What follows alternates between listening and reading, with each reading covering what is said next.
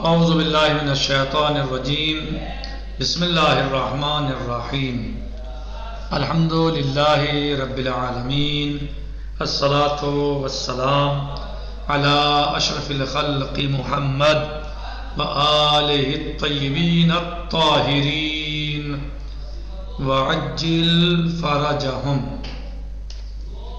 ہماری گفتگو چل رہی ہے علم رجال میں ان کتابوں کے بارے میں جو قدماء نے علم رجال میں لکھی ہیں۔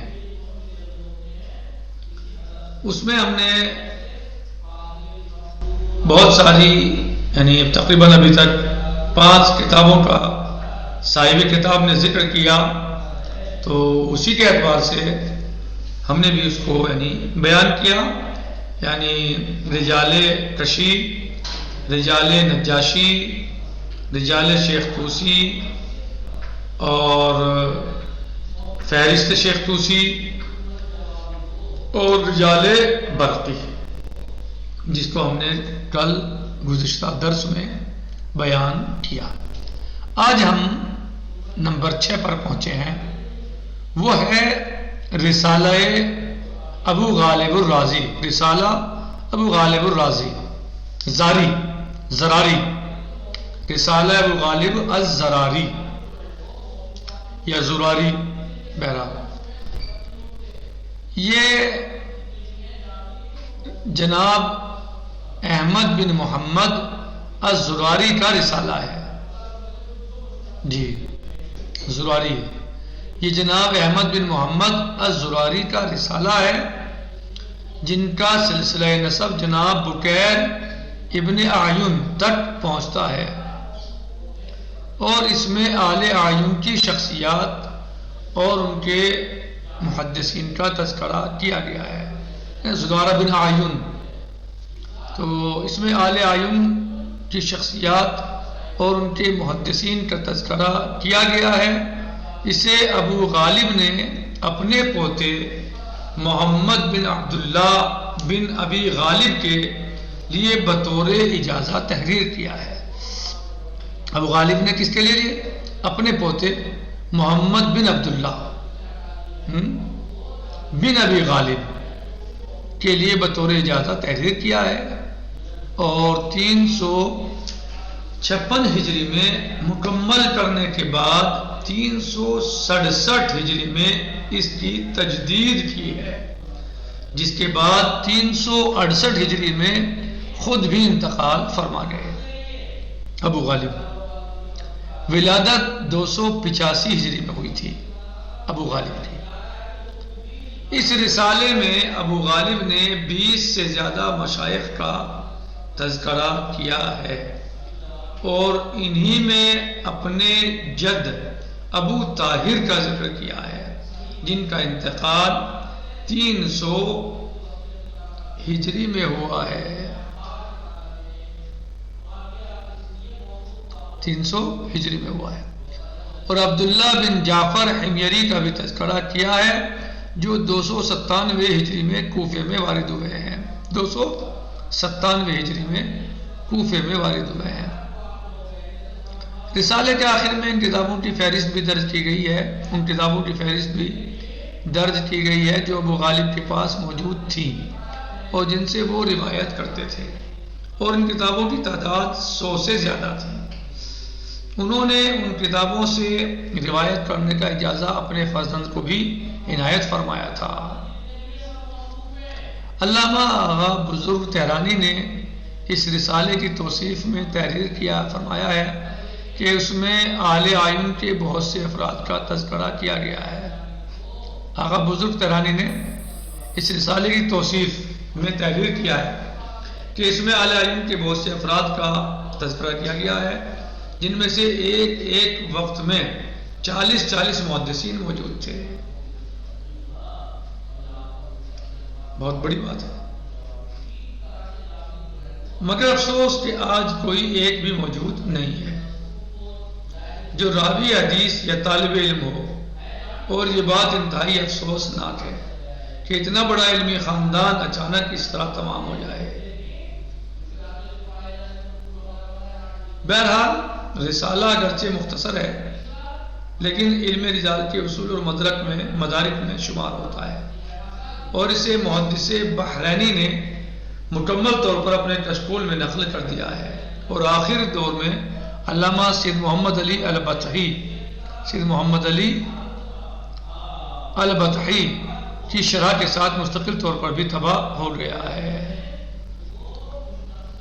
نمبر 7 مشیخ شیخ صدوق، یعنی شیخ صدوق کے مشیخہ اساتذہ، یعنی جنہوں نے اجازت دی انہیں حدیث وغیرہ کے بارے میں نقل کرنے کی، مشیخہ۔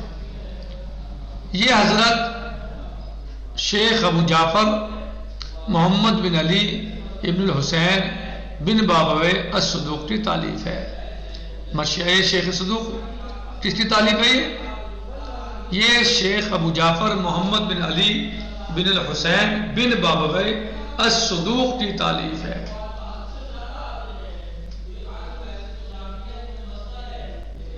جن کی ولادت 306 ہجری میں ہوئی، 306 ہجری میں امام عصر عجل اللہ تعالی فرجہ الشریف کی دعا کی برکت سے ہوئی تھی، اور ان کا شمار ان 3 محمدوں میں ہوتا ہے جو کتب اربع کے مؤلف ہیں، جن میں پہلے محمد کلینی ہے، آخری محمد بن الحسن الطوسی، اور درمیان میں محمد بن علی الصدوق ہیں، محمد بن علی الصدوق رضوان اللہ تعالیٰ علیہ اجمعین۔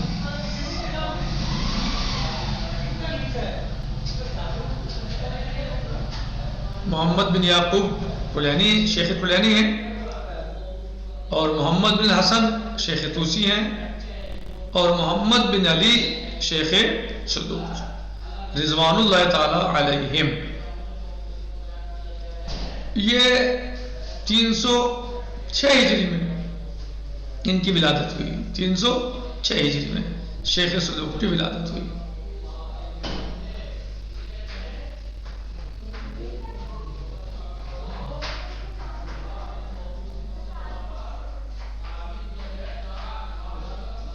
شیخ صدوق رحمت اللہ تعالی علیہ نے اپنی کتاب من لا یعذر الفقیہ کا انداز کافی کلینی سے الگ رکھا ہے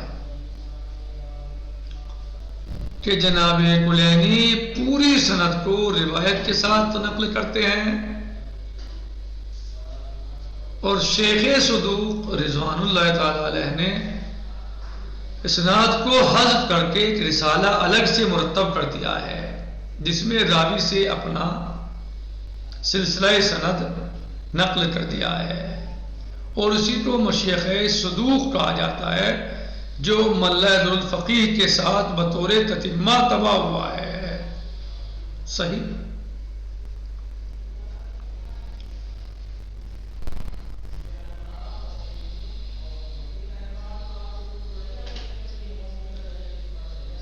نمبر 8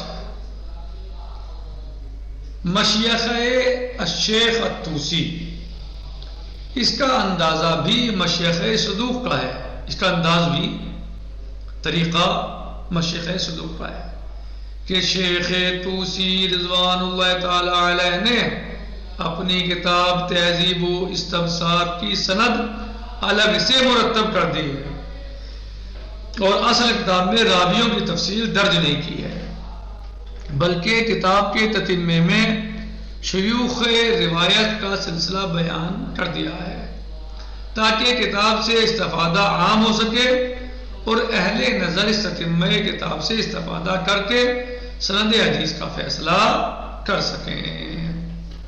یہ اپنی اپنی حکمت اور اپنا اپنا نظریہ اور اپنا ایک طریقہ ہے۔ بہرحال یہ ایسا نہیں کہ مثلا جو ہے وہ سند انہوں نے بھی یعنی مرتب کی، لیکن تتمے میں انہوں نے اس کو مرتب کیا۔ شیخ کلینی نے روایت کے ساتھ ساتھ نقل کیا ہے۔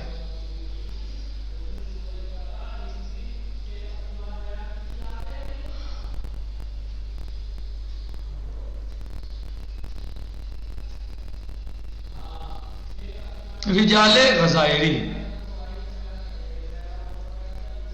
اگرچہ علمی اعتبار سے یہ بات مسلم ہے کہ کتاب رجال اور فہرست میں فرق ہوتا ہے۔ کتاب رجال کا تعلق براہ راست شخصیات سے ہوتا ہے، لہذا اس میں راویوں کے طبقات کا لحاظ ضروری ہوتا ہے۔ یعنی جب کوئی کتاب رجال میں لکھی جائے تو اس کا تعلق براہ راست شخصیات سے، ڈائریکٹ شخصیات سے ہے، اور اس میں راویوں کے طبقات کا بھی لحاظ ضروری ہوتا ہے۔ اور سلسلہ رسول اکرم صلی اللہ علیہ وسلم سے شروع ہو کر اور سلسلہ رسول اعظم محمد مصطفیٰ صلی اللہ علیہ وسلم سے شروع ہو کر امام زمانہ عجل اللہ تعالیٰ فرجہ شریف کے اصحاب تک پہنچتا ہے، لیکن فہرست کا مسئلہ اس سے بالکل مختلف ہوتا ہے۔ یعنی صاحب کتاب فہرست اور رجال میں فرق بتا رہے ہیں کہ رجال میں جو راویوں کا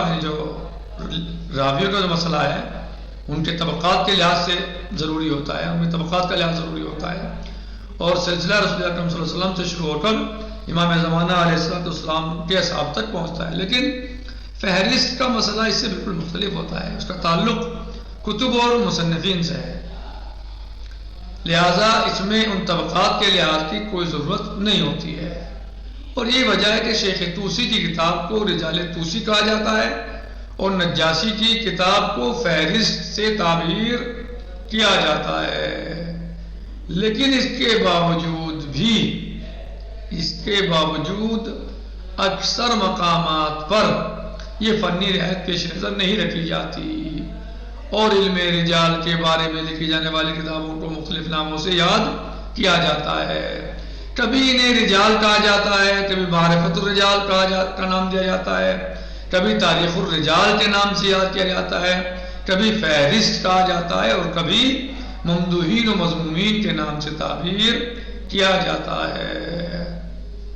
آج ہم اس درس میں انشاءاللہ اسی پر اکتفا کرتے ہیں، اور اس کو آپ سمجھیے، سمجھنے کی کوشش کیجیے، دیکھیے انشاءاللہ، اور اس کے بعد جو ہے وہ کل انشاءاللہ یہ آنے والے درس میں پھر آگے اس کو انشاءاللہ بڑھایا جائے گا انشاءاللہ۔ اس کو آپ اچھے طریقے سے دیکھیے اور دماغ میں بٹھلائیے، کیونکہ رجال جو ہے وہ ایک اہم علم ہے، علم رجال، اور اس کی احادیث کی سند کے اعتبار سے بڑی ضرورت پڑتی ہے، اور ضعیف اور صحیح ہونے میں فرق کرنے کے لیے رجال کی ضرورت پڑتی ہے، لہذا اس کو آپ اچھی طریقے سے سمجھیے اور یاد کیجیے۔ والحمدللہ رب العالمین، والسلام علیکم ورحمۃ اللہ وبرکاتہ، فی امان اللہ۔